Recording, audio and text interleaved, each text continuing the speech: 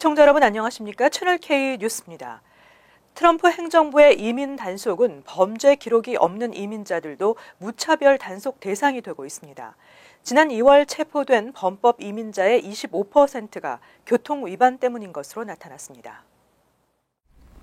지난 2월 이민세관 단속국은 전역에서 오퍼레이션 크로스체크 단속 작전을 진행한 결과 675명의 범법 이민자들을 체포했습니다. 이일 워싱턴 포스트는 ICE가 체포된 이들의 사유를 분석한 결과 25%에 해당하는 163명이 교통 위반이었으며 이 중 90%는 음주운전이었다고 보도했습니다.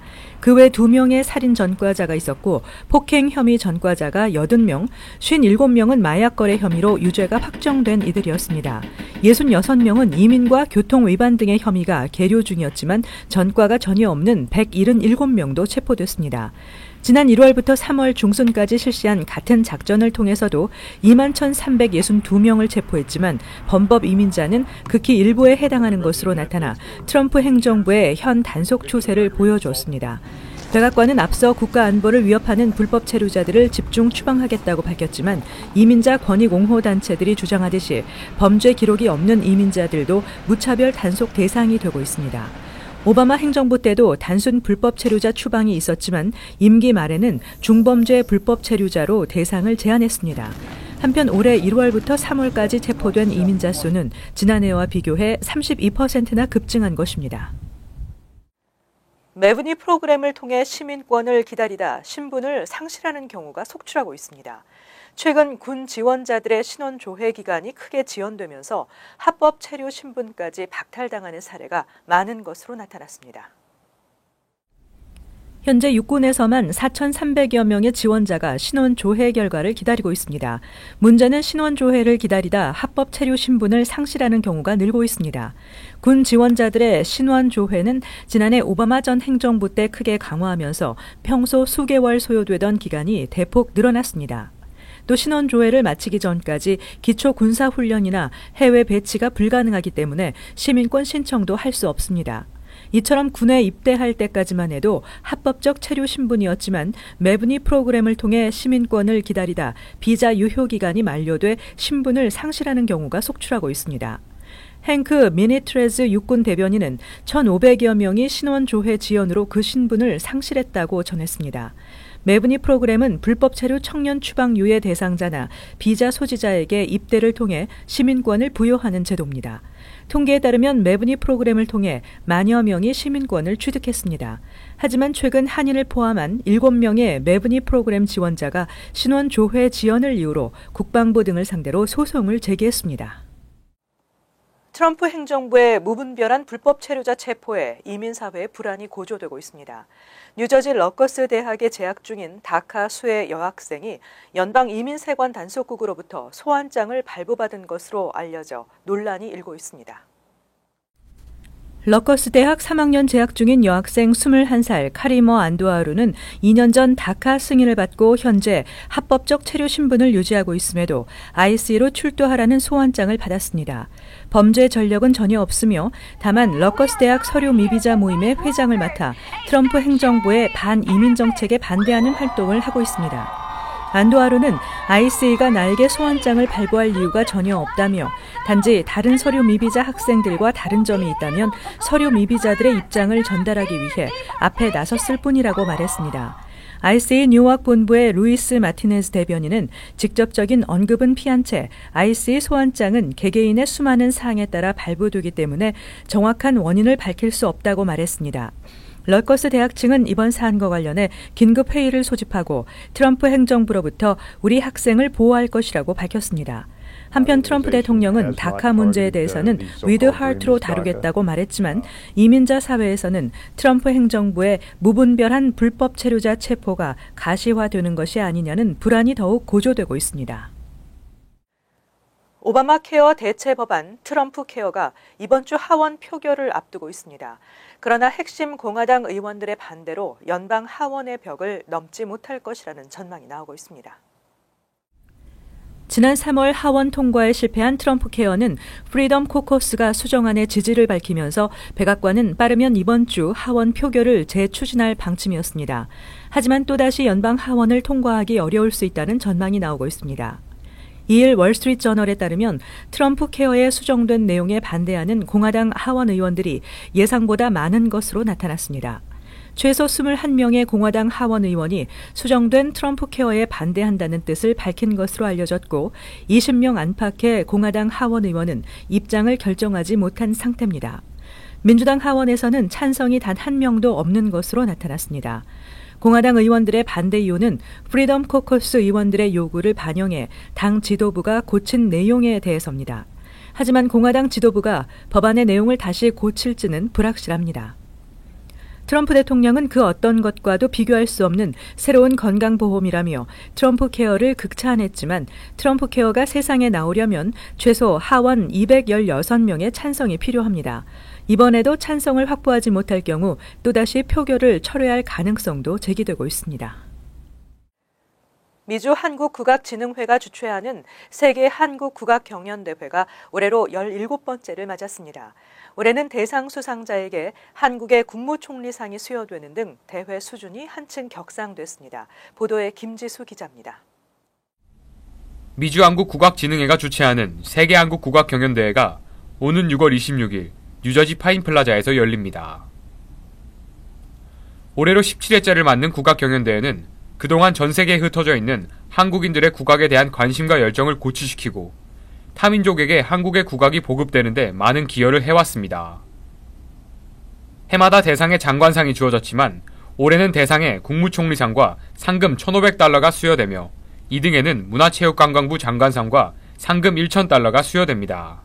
약 3만 불 이상 넘게 들어가지고 이번에 큰 행사를 주최를 합니다. 그래서 약 70개 팀에서 한 80개 팀이 들어올 예정이고요. 국악경연대회는 유초등부와 중고등부, 그리고 대학생, 일반인, 시니어부와 명인부분까지 각 부분별 경연이 펼쳐질 예정입니다. 대회 참가는 개인이나 팀으로 가능하며 지정된 신청서와 구비 서류를 국악진흥회 이메일이나 일반 우편으로 접수하면 됩니다. 채널 K 뉴스 김지수입니다. 올 가을 학기부터 뉴욕시 공립학교 구내 식당의 위생 상태가 온라인에 공개됩니다.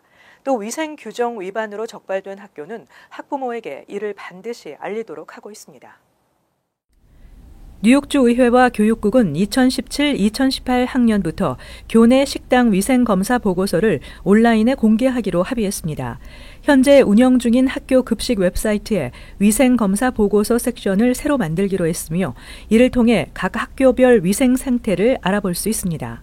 웹사이트 상단에 학교, 보로, 우편번호 검색란에 정보를 입력하면 해당 학교의 한 달간의 아침, 점심 메뉴를 확인할 수 있습니다. 또 헬스 데이터를 통해 위생 규정 적발 건수와 내용, 시정 여부 등 위생 검사 보고서를 볼 수도 있습니다. 위생 검사에서 적발될 경우 학교는 반드시 학부모에게 가정통신문을 보내 이를 알려야 합니다. 클라인 주 상원의원은 이 같은 내용을 골자로 한 법안을 지난해 12월 주 상원에 상정해 놓은 상태이고 하원에서도 캐시 놀런 의원이 같은 법안을 발의했습니다. 한편 독립민주컨퍼런스가 지난해 발표한 시 공립학교 구내 식당 위생실태 보고서에 따르면 2,976개 학교 식당 중 15%가량이 B나 C 등급을 받은 것으로 나타났습니다. 뉴욕시 전철역의 에스컬레이터와 엘리베이터 관리 부실이 지적되고 있습니다. 정기 점검이 아예 이루어지지 않고 있거나 문제가 발견되고도 방치되고 있는 실정입니다. 뉴욕시 전역의 전철역 에스컬레이터와 엘리베이터 고장으로 승객들이 불편을 겪고 있는 것으로 나타났습니다. 평상시 적절한 관리를 하지 않은 때문입니다. 실제 2일 스콧 스트링거 감사원장에 따르면 MTA의 에스컬레이터, 엘리베이터 정기 점검 스케줄의 3분의 1가량이 15일 이상 지연됐거나 실시되지 않은 것으로 조사됐습니다.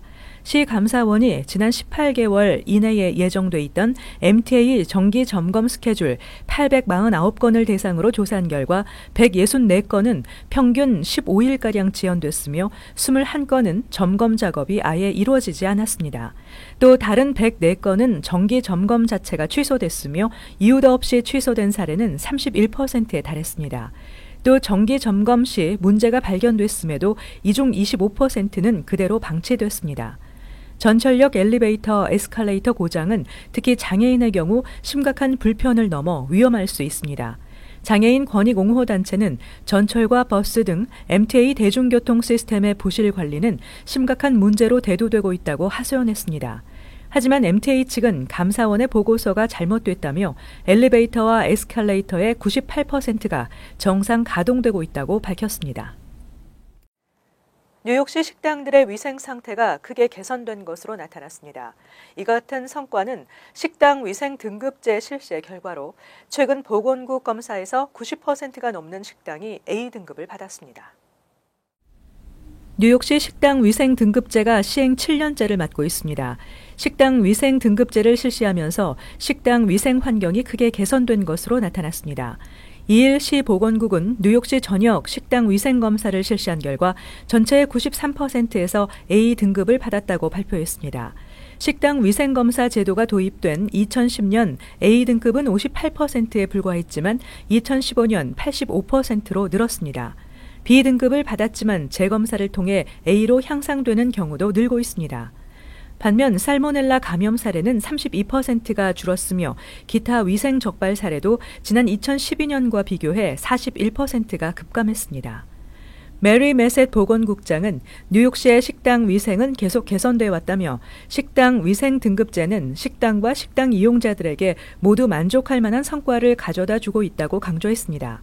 개선된 식당 위생으로 뉴욕 시민들의 대부분은 식당 위생 등급제를 찬성하고 있으며 식당에 신뢰를 갖는다고 밝혔습니다. 한편 보건국은 퀸즈에서 4일, 브루클린에서는 9일 식당 위생 등급제에 대한 워크숍을 실시할 계획입니다. 이어서 LA 지역 한인사회 소식입니다. 민주당 케빈 드레온 가주 상원의장 보좌관으로 활동해온 벤 박 씨가 가주 38지구 연방 하원의원 선거에 출사표를 던졌습니다.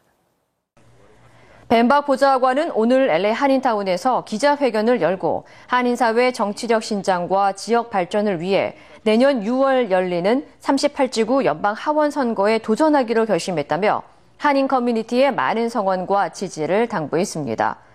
박 보좌관은 알리소 캐년 가스 누출 사고를 겪으면서 당국의 미흡한 대처와 후속 조치에 많은 실망감을 느꼈다며 주민들의 다양한 의견을 공정하게 수렴하고 균형적인 지역 발전을 이루어내는 의원이 될 것이라고 강조했습니다.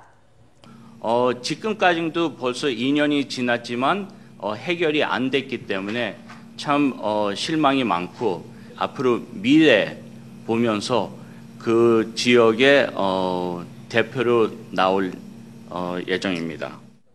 또 벤 박 후보는 차세대 한인들을 위한 정치적 인재 육성, 발굴 시스템을 도입하고 한인사회 정치적 신장을 위해 노력할 뜻을 밝혔습니다. 현재 공화당 단테 아코스타 의원이 관할하는 38지구는 포터렌치, 시미밸리, 산타클라리타 등 한인들도 많이 거주하는 지역을 포함하고 있으며 인종 분포도와 유권자들의 정치 성향이 다양한 지역으로 꼽히고 있습니다. 벤 박 후보는 앞으로 내년 선거를 위한 기금 모금 마련에 총력을 기울이는 한편 선거 캠페인 구상에 나설 계획입니다. 지난해 캘리포니아주 유입 인구가 증가한 것으로 나타났습니다. 캘리포니아 주 재정국에 따르면 지난해 캘리포니아주 인구가 2015년에 비해 0.85% 상승한 3,950만 명으로 조사됐습니다. 특히 당국에 따르면 LA 지역은 404만 명이 거주하고 있는 것으로 나타나 1년 사이 4만 명 이상 증가했습니다. 또 샌디에고와 산호세, 샌프란시스코도 높은 인구 증가율을 보인 가운데 특히 세크라멘토의 인구 증가율은 1.4%로 캘리포니아 주 내 10개 대도시 가운데 가장 높은 증가율을 보였습니다. 한편 캘리포니아주는 이 같은 지속적인 인구 증가로 주택 수요에 비해 공급이 부족해지면서 아파트 집값 상승세가 이어지고 있습니다. 이어서 간추린 소식입니다. 뉴욕 주지사 사무실이 5월 아태문화유산의 달을 맞아 선정한 아시안 아메리칸 지도자 5인에 김영덕 미주 한국어재단 회장이 뽑혔습니다. 뉴욕주는 5월 한 달 동안 의사당 로비에 아시안으로서의 약점과 선입견을 이겨내고 커뮤니티와 사회 전체를 위해 힘써온 이들의 사진전을 엽니다. 김 회장은 은퇴 이후 20년 동안 한인사회와 아시안 커뮤니티 단체에서 정치, 교육, 문화 발전을 위해 힘써왔습니다. 롱아일랜드 일대에서 마체테 칼을 들고 17차례나 강도 행각을 벌이던 복면 강도가 이를 롱아일랜드 헌팅턴 소재 카벨 매장에서 체포됐습니다. 셰인 캐시모어로 밝혀진 범인은 현장에서 공범 2명도 함께 검거됐습니다. 이날까지 총 18번째 범죄를 저지른 범인들은 유죄가 확정되면 최고 25년형에 처해질 것으로 알려졌습니다. 뉴요커들의 쉼터 거버너스 아일랜드가 올해에는 예년보다 빨리 지난 1일 개장했습니다. 거버너스 아일랜드는 9월 말까지 이어지는 시즌 동안 다양한 예술작품 전시, 문화활동, 교육과 레크레이션 프로그램을 운영합니다. 특히 올해에는 아일랜드 오이스터 섹션을 새로 추가해 다양한 해산물과 각종 주류를 즐길 수 있도록 했습니다. 맨하탄의 새 지역번호 332가 다음 달부터 시행됩니다. 버라이즌은 오는 6월 10일부터 맨하탄 신규 전화 가입자에게 새 지역번호 332를 부여합니다. 가정이나 사업자의 일반 유선 전화는 물론 휴대전화에도 배정될 예정입니다. 이에 따라 맨하탄에는 212, 917, 646에 이어 332까지 총 4개의 지역번호가 병행돼 사용될 전망입니다. 다음은 환율과 증권 소식입니다.